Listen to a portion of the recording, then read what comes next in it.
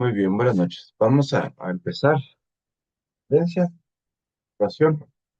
En el nombre del Padre, del Hijo, del Espíritu Santo. Amén. Padre nuestro que estás en el cielo, santificado sea tu nombre. Venga a nosotros tu reino. Hágase, Señor, tu voluntad, así en la tierra como en el cielo. Pan nuestro de cada día nos lo doy, perdona nuestras deudas, así como nosotros perdonamos a nuestros deudores. Y no nos dejes caer en tentación, no líbranos de todo mal. Amén. Dios te salve María, llena eres de gracias, Dios es contigo. Bendita tú eres entre todas las mujeres y bendito es el fruto de tu vientre, Jesús. Santa María, Madre de Dios, ruega, Señora, por nosotros los pecadores, ahora y en la hora de nuestra muerte. Amén. Pero en la sabiduría, rogad por nosotros. San José, rogad por nosotros. En el nombre del Padre, del Hijo y del Espíritu Santo. Muy bien.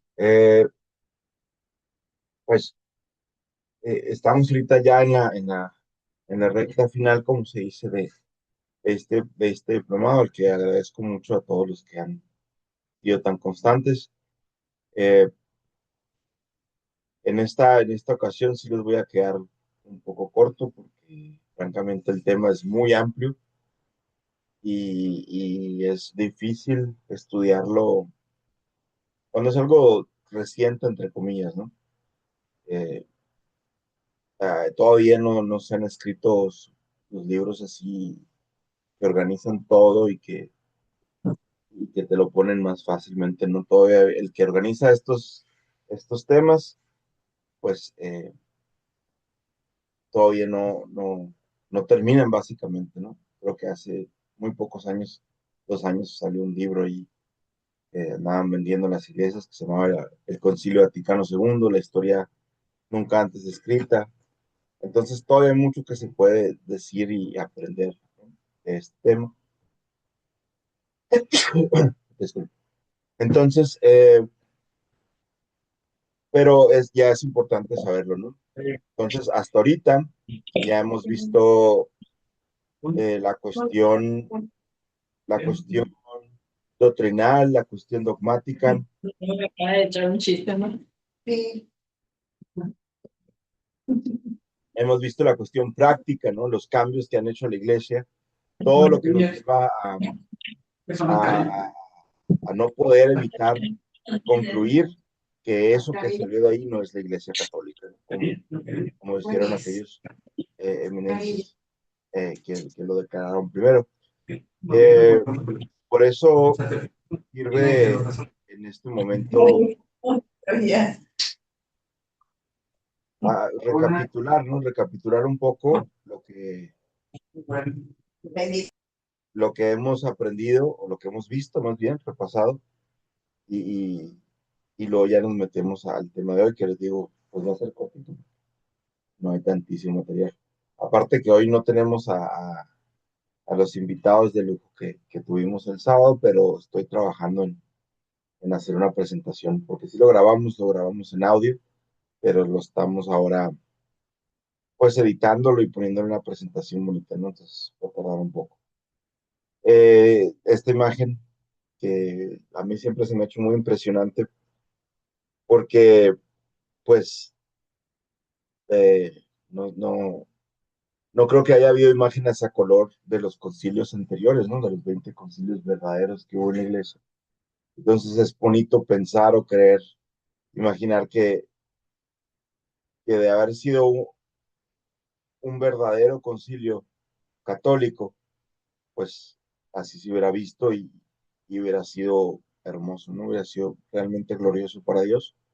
Sin embargo, es triste porque pues sabemos que muchos de los que estaban ahí no, no comulgaban realmente con la doctrina católica, ¿no? Como ya como la historia. Entonces, ¿qué pasó después de este concilio? ¿Cuáles fueron las consecuencias? Hablamos de todo el falso comunismo como herejía, pues es el más visible, ¿no? Porque es el que no solo permite que todo el mundo adore a su Dios a su manera, sino que promueve la participación de todos los credos y todas las aberraciones que hay y las ponga al mismo nivel de la Iglesia Católica instituida por nuestro Señor Jesucristo. El falso comunismo es todas las herejías que salieron del Vaticano II, es la más visible, ¿no? y pues, por lo tanto, un poco más fácil de señalar los errores. La libertad religiosa, el indiferentismo religioso, pues, eh, no son tanto porque no son tan masivos como este falso comunismo. Aquí estamos hablando de hace 40 años, precisamente van a ser ya 40 años en un par de meses que se llevó a cabo esta fatídica reunión, que no fue la única ni la última, pero que es muy simbólica, ¿no? Aquí las imágenes las mejoramos un poco con ella para que no sean borrosas y nos den una impresión más clara, ¿no? De todo lo que como si fuera hoy, ¿no? Esta herejía que estaba sucediendo aquí hace 40 años, sucede hoy y sucede en todas partes, bueno, en muchas partes del mundo supuestamente católico. El, También vimos el aspecto sacramental, ¿no? Vimos aspecto doctrinal, aspecto dogmático, que pues, va incluido en la doctrina, y el aspecto sacramental, ¿no? Porque no contentos con meterse con la enseñanza de nuestro Señor Jesucristo, no contentos de meterse con su revelación, se metieron con el regalo más precioso que nos ha dado nuestro Señor Jesucristo en esta tierra, que son los sacramentos, ¿no? Su gracia, o el regalo de su divinidad operando directamente en nosotros, según lo estableció Él y lo manda la iglesia. Entonces, ya repetimos mucho que con una sola herejía que hubiera declarado ya no podíamos seguir a, a esas personas. Sin embargo, por eso claramente el Papa San Pío X lo señala como la suma de todas las herejías, porque se metieron con todo. Ahora podías creer o no creer en María, podías creer o no creer en la presencia real, podrías ofender, puedes creer en el mismísimo demonio. Y la Iglesia Católica te va a decir que, con la supuesta Iglesia Católica te va a decir que tú estás bien y que cada quien adora a su manera a Dios, ¿no? Hasta ofendiéndolo blasfemamente. Es el doble pensamiento el que nos advertía, el doble pensar que nos advertía George Orwell. Entonces, lo aplicaron aquí perfectamente. El, Esta es una imagen de Montini en su primera misa de Novus Ordum, en su primera blasfemia, primera gravísima ofensa a Dios, que como bien nos explicó el Padre Ángel en unas conferencias atrás, podía haber sido eh, válida bajo ciertas circunstancias, pero sabemos que la intención que tenían ellos y que la fórmula no era la que Dios indicó. Y pues es una ofensa, es una burla. Ya explicamos cómo esta mesa y este rito fue diseñado no solo por falsos católicos o malos católicos, sino también por abiertos enemigos de la iglesia, ¿no? Los protestantes. Entonces, pues, un árbol de naranjas no da manzanas, pues. Entonces, si los no católicos diseñan el rito católico, ¿qué va a salir de ahí? Uno católico. Y ahí está. Y bien dice nuestro Señor, por sus frutos los conoceréis, pues, 60 años, más de 60 años ya. El Vaticano, pues, eh, vemos los frutos, ¿no? Es lo que les quiero mostrar aquí. Eh, pues realmente no soy muy curioso con las nuevas tecnologías, ¿no? Ahora lo que está en boga de la mentada IA, pero pues la puedo usar para cositas muy simples. Y me hizo esta imagen pues, que se me hizo muy acertada, ¿no? De, por lo visto, la clave es en lo que le indicas a la IA, ¿no? Entre más específico eres y más detallado eres, pues te da un resultado.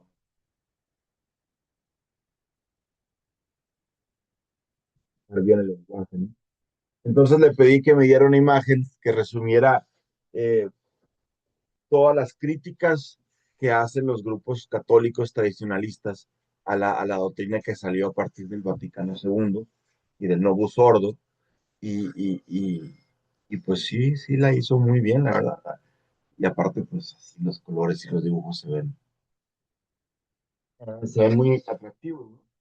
Más de lo que, ciertamente mucho más de lo que yo podría diseñar. Y aquí en un lado nos pone, ¿no? Santo Altar, la misa tradicional, nuestro Señor Jesucristo, y las herejías que es, ¿no? Y nosotros mencionamos tres, pero en algún momento vimos que eran muchas más, ¿no? Eh, la teología de la liberación también la mencionamos, y la justicia social, la falsa promesa de primero los pobres, ¿no? Primero Jesucristo, y por Jesucristo amor a los pobres, que es muy diferente, ¿no?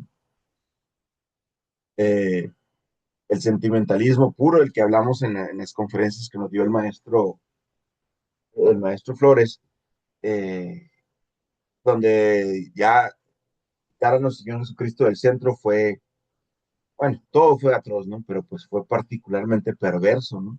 Toda la Iglesia Católica está basada en nuestro Señor Jesucristo. Amamos a María Santísima porque es la Madre de Jesucristo. Obedecemos y seguimos a la Santa Madre Iglesia porque la fundó nuestro Señor Jesucristo, porque la doctrina cristiana, porque nuestro Señor Jesucristo es el camino, la verdad y la vida. Entonces, toda nuestra religión obviamente está montada, está centrada en Jesucristo nuestro Señor, en Jesucristo nuestro Señor sacramentado, al que quitan del centro, pues donde físicamente, no solo en el discurso y no solo en la falsa doctrina, sino físicamente lo quitan del centro y lo ponen a un lado. Nada, no es, eh, pues es una ignominia, ¿no? A mí en lo particular se me hace una, una cosa atroz, ¿no? Todo es terrible, ¿no? Todas las herejías del Vaticano según del modernismo son terribles, pero esa en particular me causa, ¿no? Un desagrado total porque ya no es cristiano, que es como escupirle en la cara a nuestro Señor.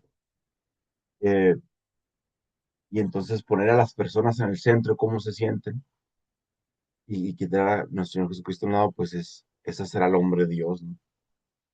¿Qué pasa? En los cursos, en las clases anteriores, platicamos un poco de que, pues, estas cosas no siempre son para que cuando vamos a hablar de este tema con alguien, eh, se las aventemos todas en la cara, ¿no? Simplemente nos vamos a volver antagónicos. Eh, la, Bien nos decía el padre Ángel en la clase, en las clases pasadas que ni allá todos son malos, ni aquí todos somos buenos, pues que no, jamás andemos con esa actitud altanera de decir, yo entiendo la verdad y sé cómo está la situación del mundo y yo aprendí, entonces yo soy mejor que tú, por supuesto que no. Eh, una de las intenciones de este diplomado es aprender a manejar estos temas de manera objetiva, de manera prudente y de manera caritativa por amor a Dios, ¿no? Eh, por supuesto que la mayoría tenemos personas queridas hacia nuestras que no profesan el catolicismo real y queremos que lo hagan porque queremos que se salven o porque queremos que honren a Dios de la manera correcta, ¿no?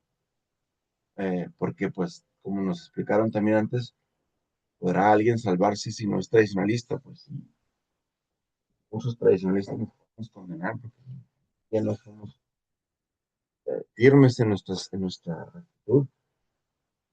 Entonces, pero sí es bueno que entre más elementos tengamos para poder alegar, para poder demostrar, y ya rogándole a Dios que interceda por nosotros y nos ilumine para explicarlo, y rogándole a Dios que le conceda la gracia a la persona de entender, pues seamos instrumentos para que esa persona se acerque a la verdad, ¿no? Y adore y honre a Dios, su Señor, de la mejor manera posible.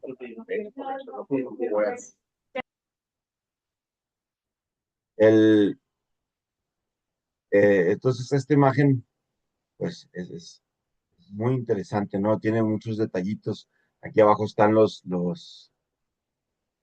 los cambios litúrgicos, el sentido, pérdida del sentido sagrado, diálogo al mundo. La voy a dar ahorita al grupo para. Les había pedido de tarea que vieran la frase, ay, perdón, la frase en la Biblia, ¿no? La frase en la Biblia que decía, que alguien me recuerda ahí cuál era, no puedo abrir aquí, cuál era la que les encargué.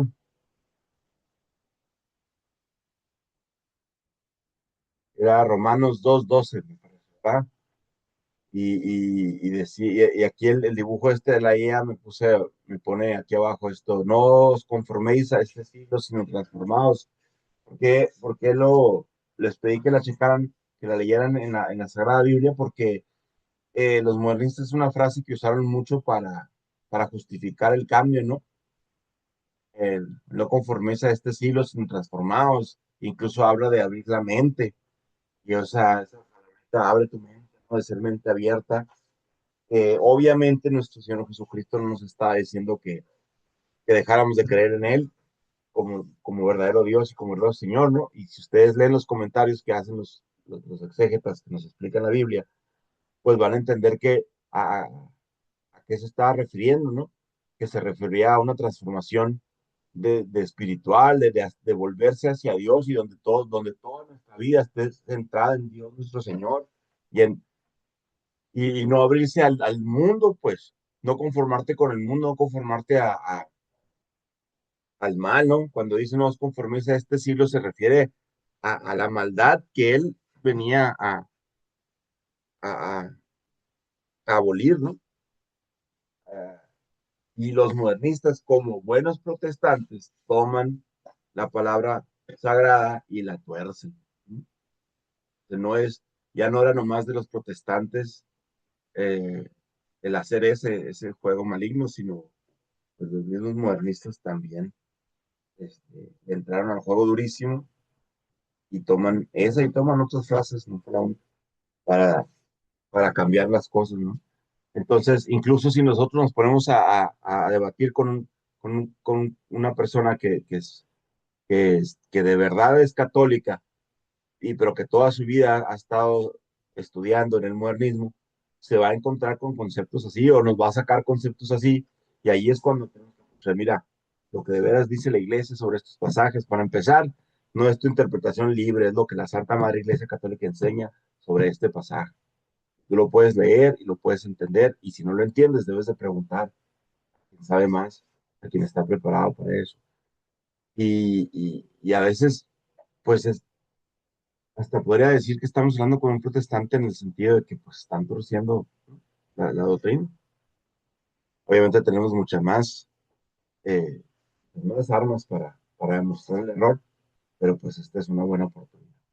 Entonces, vean bien la imagen, que sí es un buen resumen de lo que, de lo que es el modernismo, ¿no? Entonces, ¿qué salió de toda esa iglesia? ¿Qué salió de ese degenere doctrinal que se llamó Concilio Vaticano II? Pues esta es la declaración que hizo eh, Monseñor Carmona, ¿no? Eh, bueno, quien fuera primero el padre Moisés Carmona cuando empezó su lucha contra esta iglesia falsa, y ya después fue ordenado sacerdote, y que dice que sepan todos que yo no estoy en comunión con esa nueva iglesia que en el Vaticano II, inspirado no por el Espíritu Santo, sino por el Espíritu de Montini, dieron a la luz obispos conciliares. Esa iglesia no es la iglesia católica, aunque sea aceptada por todo el pueblo y aunque en ella esté la jerarquía, pues es precisamente esa jerarquía apóstata la que, traicionando a Cristo y a su iglesia, traiciona también a los fieles, conduciéndoles a la apostasía universal. Entonces, me adelanto un poco al final de esta plática, porque pues esta declaración es contundente y basada totalmente en la realidad, ¿no? En la realidad objetiva de lo que se podía observar ahí, en un simple ejercicio de contraste entre la doctrina católica y lo que proponía el Vaticano II, y que fueron agregando gradualmente, ¿no? Sabemos que a partir del 65 no llegaron todos los cambios de golpe, llegaron en oleadas, dependiendo de la población, dependiendo de la situación, hasta llegar Entonces, ¿qué concluyó Monseñor, nuestro señor, perdón, el obispo Monseñor Carmona? Pues que no es la Iglesia Católica. Y el que no está contra mí, el que no está conmigo está contra mí, dijo nuestro Señor. El que no junta conmigo desparrama. Ese pasaje le causa mucho resquemor a las mentes pusilánimes, a las mentes demasiado sensibles, porque ¿cómo va a ser Diosito tan malo? Pues es que no es malo, es que es justicia. Como he repetido en otras clases, no podemos ser 99% católicos. ¿Se es católico o no se es? ¿Se practica o no se practica la fe por completo? Nuestro Señor Jesucristo no dijo, yo soy parte de la verdad, parte de la vida, y la otra parte y la otra verdad puede ser lo que ustedes quieran y sientan. El camino es la verdad y es la vida, completo es todo. Entonces, si nuestro querido Monseñor Carmona llegó a esta conclusión, pues ciertamente no fue el único, ¿no? De hecho, pues, obviamente no fue el primero. Eh, ¿Qué pasa cuando se acaba el Concilio Vaticano II? ¿Qué pasa cuando empiezan a soltar las órdenes? El cambio de la nueva misa se dio más adelante, aunque ya estaba redactado desde el 63 en el documento Sacrosanctum Concilium. No se aplicó inmediatamente, ni siquiera se aplicó en el 66, 67. Empezó se siguió moviendo, siguió manipulando y se empezó a hacer el mandato hasta que ya se ordena que el nuevo ordo sea la misa estándar para todo el mundo, supuestamente católico. Pero también en otras conferencias, en otras clases anteriores, hablamos un poco de las personas que se opusieron a, a estos cambios, ¿no?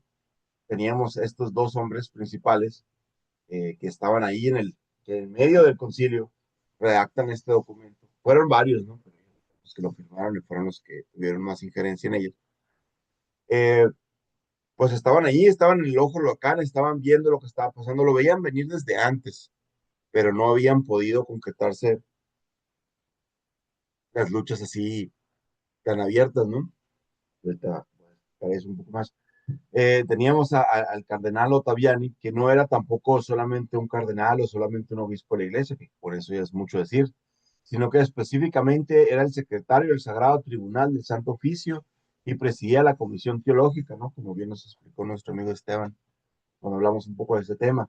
O sea, su trabajo era custodiar la doctrina y la ortodoxia católica, era el guardián de la tradición, por llamarlo de alguna manera. Y entonces era experto en estudiar y entender lo que era y no era católico, ¿no? Y entonces alguien como él tenía autoridad, no solo eh, académica, vamos a decir, no solo teológica, sino moral, para decir aquí hay algo mal. Y junto con él estaba el cardenal Bachi, que era miembro de la Sagrada Congregación de los Ritos. Es el organismo que se encargaba de regular la liturgia y el culto. Entonces, él se encargaba de revisar que lo que la iglesia había mandado se mantuviera en lo correcto, en cuestión de liturgia. Dice, como secretario de la correspondencia a príncipes y de las cartas en latín de la Santa Sede, bueno, fungía como secretario, perdón. Él escribía cartas en latín, básicamente. Él era latinista, él era profundo conocedor de latín y por eso actuaba como el experto y defensor de la lengua latina. Yo alguna vez en las clases pasadas dije, es que el latín no es lo más grave. Y ciertamente no era lo más grave, pero eso no quiere decir que no era importante. Que la iglesia dictaminara por qué el latín era la lengua que se utilizaba para todos los ritos y como la lengua oficial de la iglesia católica, eh, eh, era, era con un fundamento pragmático totalmente, ¿no? Pragmático para que no hubiera una nueva Babel y que cada sacerdote no interpretara a su gusto la teología que es compleja. Entonces tenía que haber una estrella, ¿no? Una estrella que guía, en la que todos los sacerdotes del mundo se pudieran guiar, para la redundancia, para mantenerse en el mismo rumbo de la doctrina de la ortodoxia. Eso era el latín, eso es el latín. Entonces,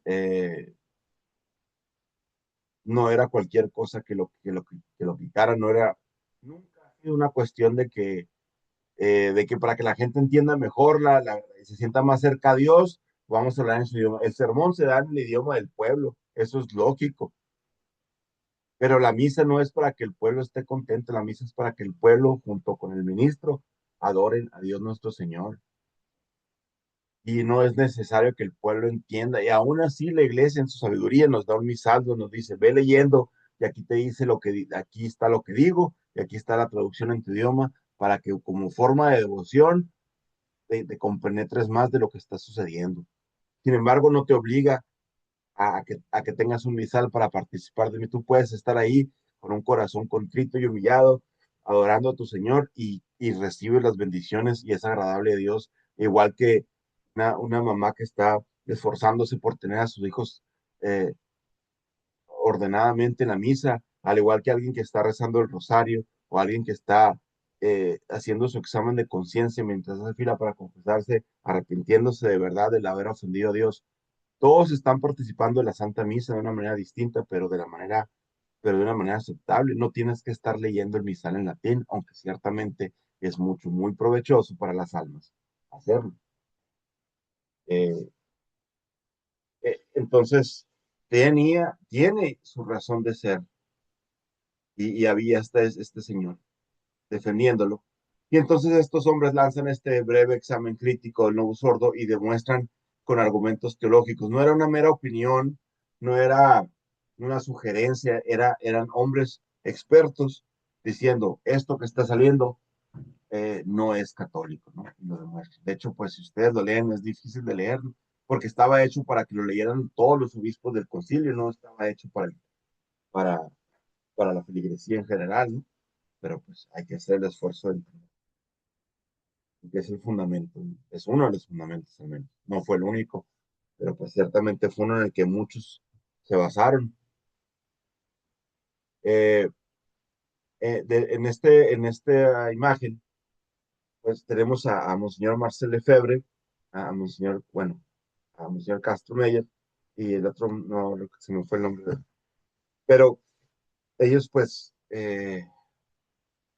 sabemos, ¿no? Que Marcel Lefebvre después se fue a fundar lo que fue la Fraternidad San Pío X, que mantuvo la tradición, aunque ya una discusión más adelantada al respecto nos dice que por qué no podemos participar con ellos, no le resta mérito a lo que hicieron, ¿no? Ya, ahorita, pues este año ha estado muy en boga el tema, por la cuestión de que hicieron sus ordenaciones sacerdotales. Hay muchas personas que les tienen mucho aprecio a la fraternidad porque son tradiciones, porque son tradicionales, porque mantienen la fe, porque en caso de no tener una santa misa, vas con ellos y te puedes confesar. Al menos así era hasta hace unos años, ¿no? Después empezaron a- cuando un sacerdote venía del modernismo con ellos, le hacían una rigurosa prueba y lo ordenaban bajo condición y después dejaron de hacer eso. Entonces ya hubo otras cosas que te hacían dudar, pero no voy a entrar en ese tema porque francamente es muy amplio, es difícil y espero con el favor de Dios que preparar una clase en forma sobre este tema, ¿no? Aquí en Hermosillo no nos ha afectado mucho este problema porque nunca ha habido miembros de la sociedad. Aquí todo fue más fácil, ¿no? Aquí era, o sostenías la tradición como sea vacante, o eras modernista, no había puntos medios. Sin embargo, en otras ciudades como Guadalajara, pues sí tienen una participación muy amplia y eso también causa confusión a veces, ¿no? Incluso divisiones, pleitos, son cosas muy terribles. Yo no lo siento tan cercano este asunto, pero pues yo sé que hay personas en otras ciudades que sí que han tenido más enfrentamiento a este tema, ¿no? Pero para terminar este punto, eh, ofrecer la Santa Misa en comunión con hereje es un absurdo, es un sacrilegio. Y por ese hecho no podemos aceptarlo.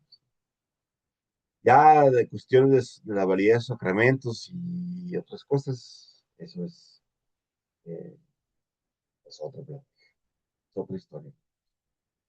¿Qué hicieron ellos? Ellos formaban parte de un grupo de conservadores en el Vaticano que se llamaba el Cetus Internationalis Patrum, que era un grupo de como 250 obispos que estaban organizados bueno, no, perdón, que estaban en contra de lo que estaba sucediendo en el Vaticano II, pues eran los obispos y sacerdotes que entendían que sabían, comprendían la teología, la tradición, la doctrina y sabían que lo que estaba dictando el Concilio Vaticano en las actas de cada sesión no era católico. ¿Cuál es la diferencia? 250 son muchos, no era un número pequeño, aunque eran muchos más los que andaban ahí. La gran diferencia, como lo dijimos en otras ocasiones, es que los modernistas estaban organizados. Los padres conservadores, el Chetos Internacional es un grupo que se formó ahí, que empezaron a hablar entre ellos, empezaron a estar de acuerdo, y Monseñor Lefebvre fue uno de los principales dirigentes ahí, pero no estaban organizados. Los modernistas tenían desde 4 años antes, cuando fue electo Angelo Roncalli, ya estaban pensando en esto, probablemente desde antes, ya estaban pensando qué hacer, cuáles iban a ser las agendas, cuáles iban a ser las, las consignas a declarar, a quién tenían que interrumpir, a quién tenían que coaccionar para que no influyera más, ¿no? A este grupo pertenecían el cardenal Ottaviano Ibarchi y otros. Eh, y sin embargo, dices, ¿cómo es que personas tan preparadas y tan eminentes no podían hacer eco de la tradición? ¿Cómo es que la verdad no podía triunfar? Pues porque no estaban organizados, ¿no? Esa ha sido la lección más dura e importante que tenemos que aprender del Concilio Vaticano II. Eh, el, el enemigo está organizado. Los enemigos de Cristo nuestro Señor se pusieron de acuerdo para esto y nosotros con trabajo nos ponemos de acuerdo para vender hamburguesas, para sacar fondos para el seminario. Eh, que por cierto va a ser este año el 40 aniversario del seminario y imagino que ya lo han de haber anunciado, ¿no? Sí, pues va a ser un evento muy grande, se espera que vengan personas de varias de las ciudades de donde hay católicos de la ciudad de Trento. No sé si alguno de ustedes aquí planea venir, pero si vienen, acérquense para saludarlo y platicamos con mucho gusto. Recibimos. Vamos a andar con el favor de Dios. Pero, pues gracias a Dios, ahora que acaba de suceder el Congreso Cristero, pues esa es la consigna, entender que teníamos que estar unidos ya no solo para formar una iglesia, sino para ofrecer un contrapeso, una verdadera defensa contra el mal, pues así es. Nuestra vida, toda esta vida es una constante lucha en la tierra, dice el libro de Job, y a fin de cuentas es la lucha del bien contra el mal. Es una batalla metafísica, como dijo Salvador Borrell. Entonces, y eso está escrito, pues. Y aún así se nos advirtió, los hijos de las tinieblas son más sagaces que los hijos de la luz. Nos estaban diciendo, te vas a enfrentar a un enemigo más capaz y poderoso que tú, pero con mi gracia puedes, porque si Dios conmigo, ¿quién contra mí? Esa es la reflexión que tenemos que sacar de esto, ¿no? De que estos hombres dieron la lucha, estaban ahí en el meollo del asunto, hicieron lo y no fracasaron, ¿no? Porque de haber fracasado, pues no hay tradicionalismo en el mundo. Y quién sabe cómo hubieran funcionado las cosas. Entonces, tenemos esta imagen que ya se las he mostrado también, que para mí es muy significativa, ¿no? Monseñor Navarrete, este, ya era mayor, ¿no? Aquí en Sonora, pues es el pilar del catolicismo moderno, vamos a decirle, ¿no? Monseñor Navarrete fue un hombre que extraordinario, por decir poco, fue tanta su labor como católico aquí en nuestra tierra que su doctrina y la fe que él enseñó a la gente permeó por décadas y décadas después de su muerte. Se le sigue recordando como, o sea, jóvenes que no lo conocieron lo veneran porque entienden su gran labor, ¿no? Pues yo mismo, de ver cuando. Entonces, él estaba ahí después de haber sido eh, exiliado 3 veces del Estado por el gobierno de Calles y por los anticatólicos de México. O sea, después de haber dado una lucha férrea contra los enemigos de la iglesia, arriesgando su vida y andando en la sierra, formando sacerdotes y una labor impresionante. Si vienen a Hermosillo, pidan ir a ver el museo del Museo Navarrete de su casa, donde vivía sus últimos años y les dieron un museo muy bonito. Y él estaba ahí. ah, una de las personas que nos acompañó en la conferencia pasada, pues fue la maestra Leticia Varela, que ella fue de las primeras católicas que vieron la tradición. Nosotros, ¿no? Pero pues ella nos contaba que ella era alumna de Monseñor Navarrete en un colegio católico que se llama Miguel Coellos. Les voy a pasar el audio donde ella lo narra. Pero básicamente decía, pues, cómo mientras ella estaba estudiando ahí, Monseñor Navarrete venía cada año del concilio, de las sesiones, ya que fueron 4 sesiones, y cada vez que venían les platicaba lo que está sucediendo en Roma y les decía lo grave del asunto, y les decía lo que era lo correcto, y les fue enseñando desde el principio, las estaba preparando para lo que venía. Ella, todas las señoritas que estaban ahí en esa escuela. No les voy a extender la historia para que la escuchen con atención cuando ella la narra, ¿no? Pero, pues, el punto es este, ¿no? Un cristero perseguido del gobierno, un gran sacerdote, un hombre de mucha fe, de mucha sabiduría también, que estuvo ahí y que cuando le tocó estar en el Vaticano se dio cuenta de los problemas y al regresar a su tierra, pues advirtió a sus sacerdotes de todo lo que estaba pasando, ¿no? Ahí se le ve en esta cara, no sé si es lo que estaba pasando en ese momento, pero yo siempre quiero creer que estaba pues totalmente destruido por lo que estaba viendo, ¿no? Y la cara de atrás del menso este de Bostila, de cínico, ¿no? No sé ni cómo decirlo amablemente, ¿no? Muy, muy profética la foto, ¿no? Del que estaba en la verdad, se da cuenta de lo terrible del asunto, y el que era malo, pues estaba contento. El futuro falso Papa Pablo II, yo digo que esta foto es muy providencial, al menos así me gusta creer. Aquí está un poquito más de lo que les decía, ¿no? Los tiempos es que exiliado, ya la última vez dijo, no, ya primero se fue, o sea, fue perseguido 3 veces, 2 veces fue exiliado, se fue del estado, se fue a Estados Unidos 3 años y después otra vez, y la tercera vez le dijeron, no, ya no me voy de aquí. Cuando lo empezaron a perseguir otra vez, dijo, de aquí ya no me voy, aquí me quedo. Y su frase icónica, ¿no? Antes le preguntaron, como él venía de otro estado, y lo hicieron obispo y lo mandaron a Sonora. Después alguien le preguntó, Monseñor, ¿y de Sonora a dónde? De Sonora al cielo, dijo. Y ese es nuestro grito de batalla ahora, ¿no? ¿De dónde? ¿De aquí a dónde? De Sonora al cielo. Una historia fascinante la de Monseñor Navarrete, realmente. Este, tenía 75 años, ¿no? Cuando acude al Concilio Vaticano II. Y obviamente simpatiza con todo ese grupo de sacerdotes que se oponían a la herejía.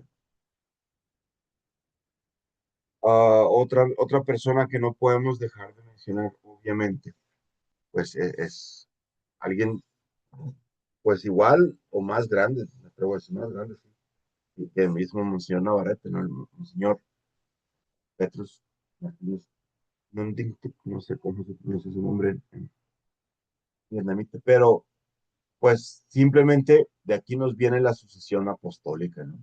Este gran hombre, él también estuvo en las sesiones del concilio, él también se dio cuenta del error. Un caso un asunto muy particular de él es que, eh, bueno, toda su vida es muy interesante, ¿no? Toda su familia fue muerta por los comunistas en Vietnam, por ser católicos, pero él tenía un poder precisamente por esa turbulencia que había en su país y por esa guerra comunista, él tenía un permiso especial del Papa para ordenar obispos, ¿no? En situación de emergencia. Un obispo no puede ser ordenado sin autorización de Roma. Él tenía un permiso especial para hacerlo por toda la situación. Ese permiso nunca fue revocado, ¿no? Entonces, a todo el que él ordenó obispo, pues estaba siendo obispo en toda la extensión de la palabra, ¿no? Ya después entran cuestiones de jurisdicción y cuestiones de, de- de- de derecho canónico, eh, que le toca a los letrados discutir, ¿no? Pero el hecho permanece, pues, que él, ante la situación, ante la emergencia, ante el estado de emergencia del mundo, él toma la decisión, ¿no? Él declara que la sede está vacante, porque estaba en Estados Unidos, en Francia, cuando da su declaración formal, diciendo que igual que a la conclusión a la que llegó Monseñor Carmona, bueno, lo hizo primero, ¿no? Él declara que la sede está vacante. Su declaración fue muy inflamatoria, ¿no? Se le fueron encima, obviamente, los morristas, pues se le fueron encima porque sabían el tamaño de la persona que era, la influencia que tenía, lo secuestraron, lo trataron de, de, de, de cancelar de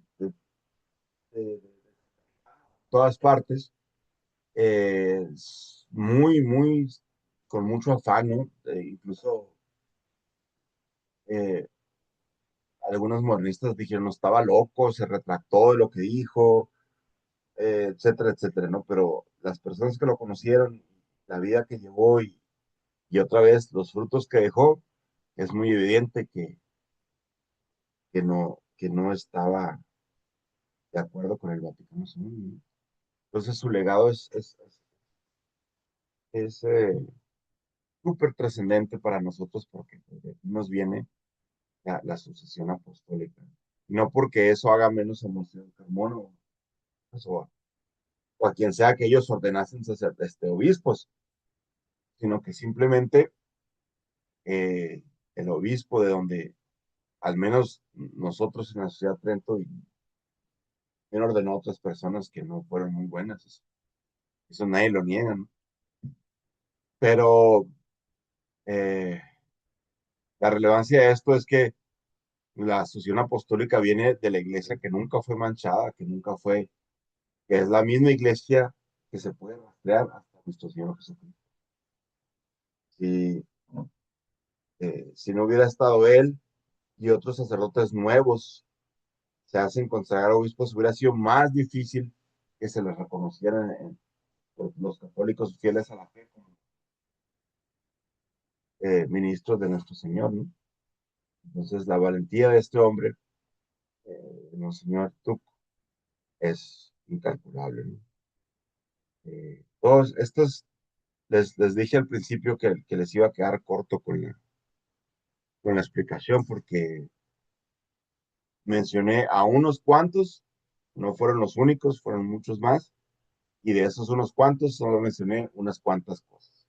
Entonces, les ruego me disculpen porque es muy amplio y muy interesante. Creo que este va a ser mm, el tema de los historiadores de este siglo. Ahí en el seminario de, de la Sociedad Estatal dentro de los Inmaculados Corazones de Jesús María está su imagen, obviamente, junto con la imagen de Monseñor Carmona. Se conserva la sotana de Monseñor Carmona. Pues ahorita no hay un santo padre que lo declare santo, pero eh, no me cabe duda que no sé, Eh, ya más cerca de nosotros, o cerca de México, pues vamos a decir, estaba la gran figura del padre Joaquín Sanz y Arriaga, ¿no? Ya en México propiamente, pues Monseñor Navarrete, como ya estaba mayor, seguramente le hubiera dado la lucha a cabalidad, ¿no? Pero ya estaba grande, hizo todo lo que pudo, y lo que más pudo hacer era certificar que aquellos que estaban luchando por mantener la tradición estaban en lo correcto, ¿no? Que aquellos que se oponían a las herejías del Concilio Vaticano II, que lo hacían de de manera correcta y conforme a la fe. ¿No? Eh, Sabemos que Monseñor Navarrete, pues, da el visto bueno para que en su diócesis se publiquen. Pues, en este caso, esta portada no es la que corresponde, pero esa carta que viene ahí dice, donde hemos leído con detención y ponderado seriamente los conceptos expresados por el doctor Joaquín Sanciarreaga en su comentario a los artículos del señor Joseph Cody acerca de la declaración que el Concilio Ecuménico Vaticano II hizo sobre el problema judío, y nada hemos encontrado que de alguna manera suponga el dogma católico. Por esta razón, autorizamos el expresado señor presbítero y doctor Sáenz Arriaga para que divulgue su opúsculo en esta arquidiócesis. Hermosillo, Sonora, julio 23 de 1966. Esta carta se está refiriendo a un libro que escribió el padre Sánchez Arriaga que se llamaba Con Cristo o Contra Cristo, o Contra Cristo, donde habla del problema judío, ¿no? Y cómo el Concilio Vaticano II hizo un gran esfuerzo por declarar que los judíos no eran culpables de la muerte de nuestro Señor Jesucristo y que eran unas buenas personas y que pobrecitos porque los perseguimos, etcétera, etcétera, ¿no? Y pues después, primero, en la primera parte del libro expone la carta y la segunda parte pues es el padre analizando este asunto, ¿no? Eh, ¿Por qué es relevante esto? Pues porque Monseñor Navarrete sabía lo que estaba pasando en el Concilio Vaticano II y decía lo que este señor, lo que este sacerdote Joaquín Sáenz Herrera escribe es correcto, no es contrario a la fe, y lo que estaba diciendo era que el Concilio Vaticano II estaba declarando herejía. Pues él está apoyando de esta manera el que nadie dijera que el padre Sanz Arriaga era un iluminado, era un loco, era un hereje, cismático, etcétera, etcétera, sino que era alguien que defendía la tradición, ¿no? Después hizo lo mismo eh, hizo una carta similar donde dice que no encuentra problema con que se distribuya en su diócesis el libro Complot contra la Iglesia, ¿no? Donde se narra ya en detalle la infiltración que se ha dado en la Iglesia Católica. Entonces, esa fue, bueno, con miedo, con riesgo de equivocarme, una de las últimas luchas que dio Monseñor Navarrete, ¿no? Después de haber afianzado la fe católica en esta tierra seca. Entonces, pues el padre Sanz Arriaga, todos sabemos eh, de su profundo análisis de la causa, ¿no? Eh, la nueva misa, la nueva iglesia montiniana, el libro La Sede Vacante, eh, este libro que fue su primer libro nos aclaró la maestra Varela con Cristo contra Cristo. Es un legado tremendo, ¿no? Si ustedes toman el libro de Sede Vacante y lo empiezan a leer, tampoco le van a entender muchas cosas, porque igual que, que el libro del breve examen crítico estaba hecho para teólogos, ¿no? Para demostrar teológicamente cómo era posible y por qué se podía declarar que la sede estaba vacante. No como un dogma de fe, sino como una postura teológica a la que nos adherimos, porque no es un invento, no es alguien que se le ocurrió y dijo, se me figura que no hay papa de verdad. No, es una postura. ¿Que es novedad? Pues sí, pero también es novedad lo que pasó en el Concilio Vaticano. Ha habido antipapas, ha habido herejías, ha habido cismas en la iglesia, ha habido inmoralidad rampante, desgraciadamente, por la miseria de los seres humanos, pero nunca se había dado eh, el nivel de herejía y de problemas que se había dado hasta el Vaticano II. El modernismo eh, En su máxima expresión, pues nunca ningún papa había declarado una herejía como la suma de todas las herejías. Y la suma de todas las herejías se estaba virtiendo sobre el catolicismo del mundo y había que demostrar que está mal. Y este señor, el reverendo padre Joaquín Sancerrada, lo hizo.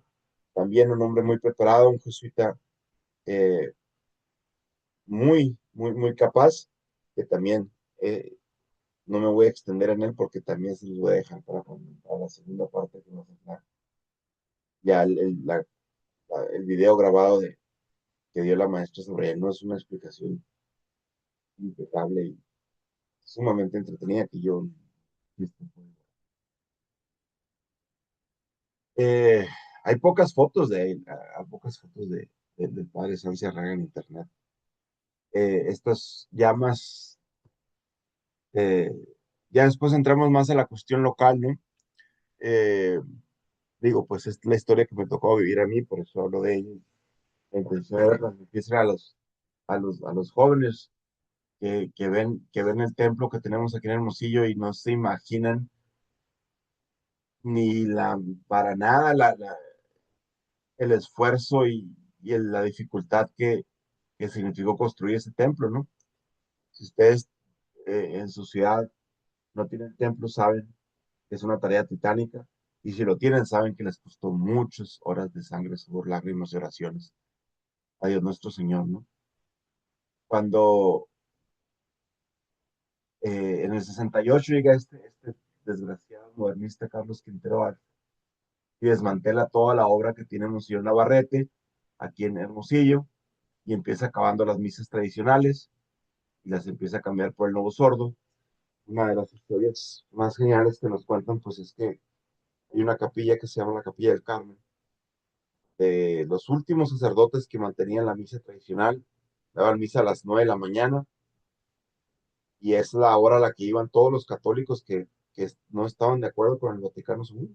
El resto del domingo, pues ya la gente iba a esas misas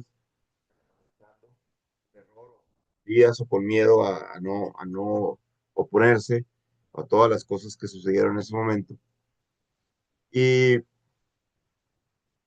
y eran los sacerdotes que habían sido formados por Monseñor Navarrete los que mantuvieron esas misas hasta que ya no pudieron porque ya estaban muy grandes también. Este desgraciado de Quintero Arce lo que hizo cuando llegó a Hermosillo es mandarlos lejos, los mandó a los pueblos, en la sierra, para que allá se murieran. Y los católicos que se mantuvieron firmes en la fe aquí en la ciudad, pues eran jóvenes, se estaban empezando a casar, estaban formando familias y empezaron a traer sacerdotes de allá de la sierra para que los casaran porque ellos querían casarse con la verdadera misa católica, recibir los sacramentos correctos, válidos, verdaderos. Muchos tenemos historias así, entre ellos pues mis padres que así me lo contaron, ¿no? Que queriéndose casar, pues el único padre que todavía daba la misa tradicional ahí en la Capilla del Carmen ya estaba muy enfermo. Fueron a pedirle que los casara, le dijo, ya no puedo, le dijo, ya estaba en cama, pues. Pero le dijo, pero está este padre, el padre Palafox, me parece, y está allá en un pueblo aquí cerca. Y, y ahí va mi papá por él y se lo trae para que los case. No sé quién lo regresó, eso sí nunca me lo contaron. Estoy seguro que no fue mi papá, ¿no? Este, eh, pero así pues estaban, ya no tenían auxilio espiritual en Hermosillo. Ya no había quien mantuviera la lucha, ya no había quien diera los sacramentos. O si había, estaban lejos de aquí y era muy difícil accederlos, ¿no? Esto dio pie a que empezaran a buscar la manera de tener sacerdotes. Pues aquí es donde empieza la historia ah, ya propiamente de la sociedad sacerdotal Trento, ¿no? Cuando empiezan los mexicanos a buscar quién les dé los sacramentos, quién les dé la Santa Misa. Por eso les pedí que escucharan previamente la plática que dio el padre Daniel, entrevistado por el padre Fernando, sobre los orígenes de la sociedad Trento, porque pues ahí narran mucho más en detalle ellos que la vivieron desde, bueno, el padre Daniel, ¿no? Que la vivió en directo, y pues el padre Fernando que está obviamente sumamente informado por ser el mismo miembro de la sociedad Trento. Eh, Esto fue el inicio de lo que era, este es un libro, una revista que editaba el padre Joaquín Sanciarriaga junto con el padre, que en ese tiempo todavía el padre Moisés Carmona, la señorita Gloria Riestra, que fue el primer intento, ¿no? La primera organización, vamos a decirle así, que hubo para dar forma o dar la lucha en forma, ¿no? Esta era la revista que editaban, donde explicaban directamente eh, los problemas del Vaticano II. Igual otra vez utilicé la IA para aclarar la imagen porque se ve muy borrosa y le cambió ahí, dice Gloria Rivera, pero no vayan a creer que es otra persona. Eh,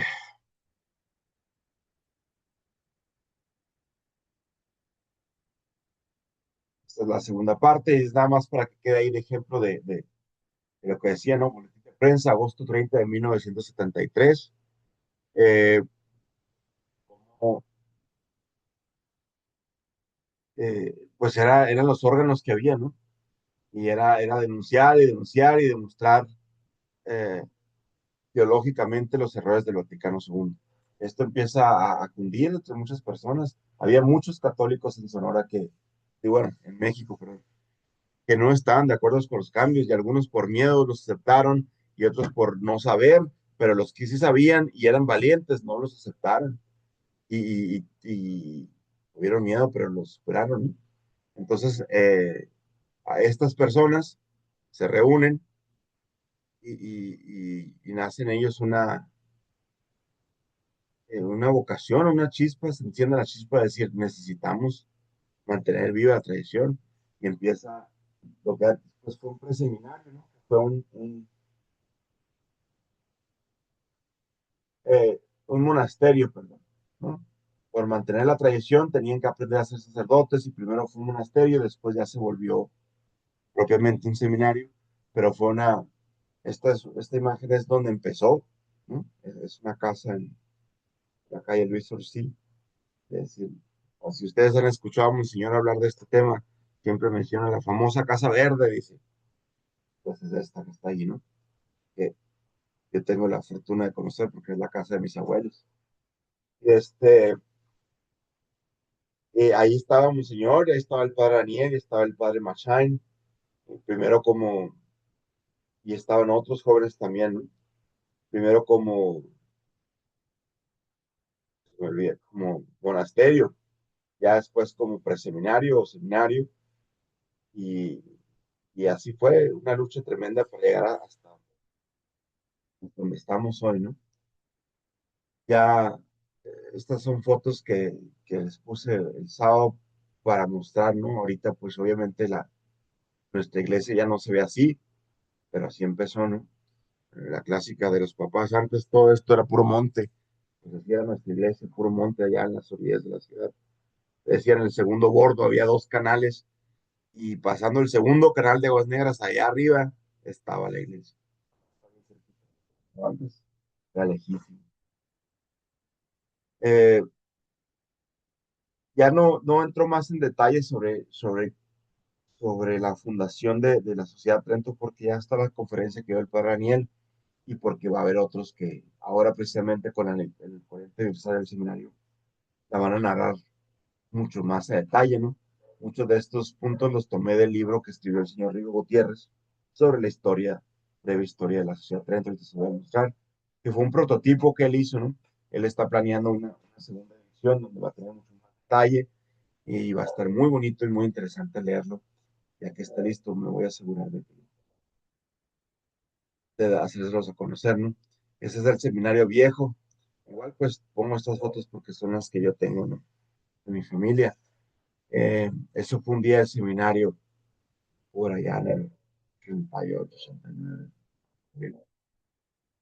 Este, pero era una finca abandonada donde no había electricidad, donde no había agua, donde pasaron muchas penurias que ya les contó el padre Daniel ahí en la, en la conferencia que está ahí en la página de la ciudad de Trento. Ese fue el primer Via Crucis que se hizo en Hermosillo. Eh, gracias a Dios hemos tenido una tradición muy grande hacia la representación del Veracruz. Se la han tomado muy en serio las generaciones. La primera la hicieron con puros niños, pero se comían el pan antes de pasar a comulgar y no comulgaban, entonces ya después dejaron de hacerla con niños y la hicieron con jóvenes, ¿no? Con muchachos. Yo tuve la fortuna, entre comillas, de ser el primer Judas. Aquí está otra toma pues de esa hacienda vieja, donde sí es sofocante el calor, ¿no? Es muy pesado. Esta es una imagen del templo, de ya lo que es la iglesia ahorita aquí en Hermosillo, el Inmaculado Corazón de María. Pues era un taller de herrería. Entonces eso era como una bodega nomás así, tenía pues un terreno amplio y tenía unos cuartitos y ahí se hacía la misa en lo que era el tipo bodegón. Y pues los cuartos era donde vivían los padres. Esa es una misa de 15 años en 1990. Igual la foto está mejorada con ya, pero y alguno nomás se veía borrosa, pues la hicimos un poquito más clara nomás, pero no le quitamos nada.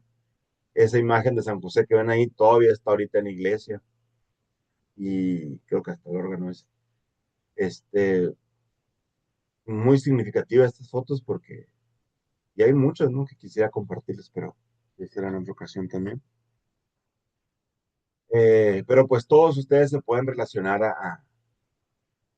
a estas imágenes, ¿no? Y que les sirva de, si no hay iglesia, si no hay comunidad, si con trabajo se los visita el Padre, pues no pierdan la esperanza, ni las ganas, ni la lucha, porque esta es nuestra oración a Dios, este trabajo es la manera de santificar nuestra vida, de mantener viva la fe.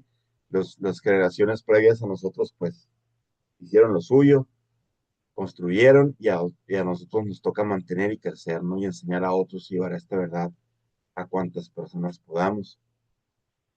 Aquí está otra de mis tesoros, ¿no? O sea, ese soy yo y ese más pequeño es mi hermano y en una de las visitas de Monseñor Carmona. Realmente yo no me acuerdo de esa foto, no me acuerdo.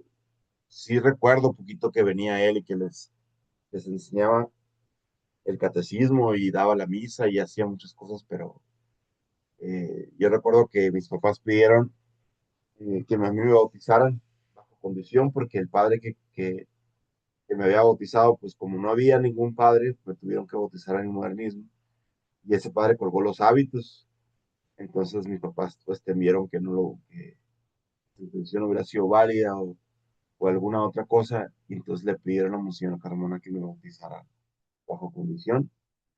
Y lo hizo cuando yo tenía 5 años. De eso sí me acuerdo clarito, sí, me acuerdo muy vivo de esa ceremonia ahí en la casa donde vivíamos entonces. Pero de esta foto no, de esta foto no me acuerdo para nada y sin embargo la atesoro, ¿no? Esa es en la esquina de, de la iglesia Inmaculado Corazón de María en si era pura tierra. Hay un video que les voy a compartir después de esta charla. eh, y que está muy bonito. Pues igual, ¿no? Les comparto de lo que yo tengo, que es mi ciudad, pero pues en cada ciudad hay una historia igual o mejor, yo creo. Eh, Terminamos con esto, esta parte del diplomado. Nos queda una conferencia más que va a ser sobre ya la postura de la sede vacante, pero esa todavía la estamos organizando porque la va a dar el sacerdote, pero todavía no tenemos la venia exactamente de cuándo, ¿no? Ya los tendré informados. Por mi parte es todo. Si hay alguna pregunta o comentario, adelante.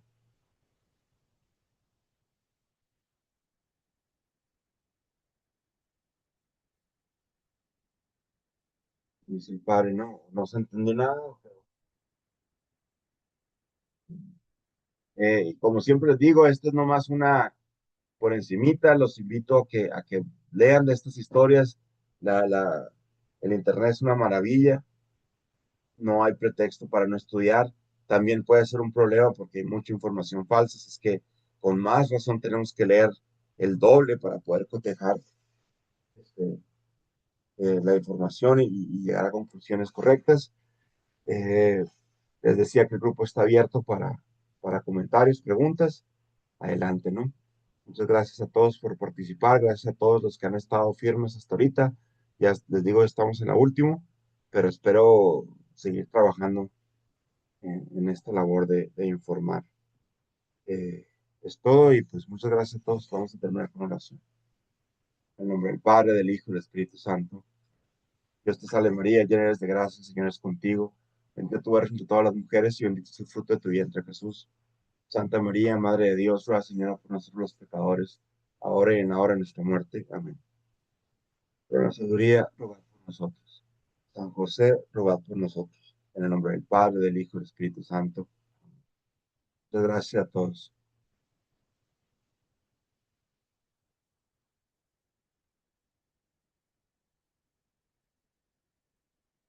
Gracias, Memo. De nada, buenas noches, saludos.